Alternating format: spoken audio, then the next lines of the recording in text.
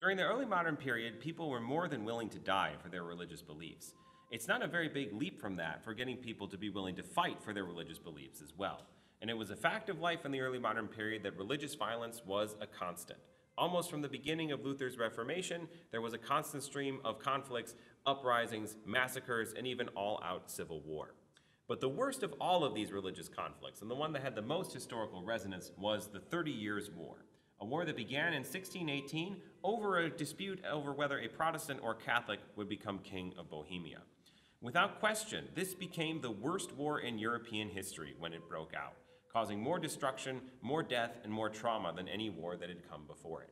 One of the most striking aspects of this war was its very scale, something that is shown very nicely by this impressive map of a key battle from the 30 Years' War, the siege of the French city of La Rochelle, a Protestant stronghold that was captured by Catholic forces in the 1620s.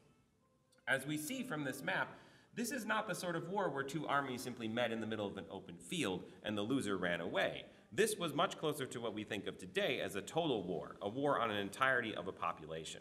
And what we see in this map is not only the besieged city of La Rochelle, we also get a sense of the massive amounts of manpower, of technology, of ships, of munitions, of siegecraft that were needed to wage a war of this type. But most importantly, we see the countrysides around the cities. It's out here where the vast majority of the destruction of the 30 Years' War takes place.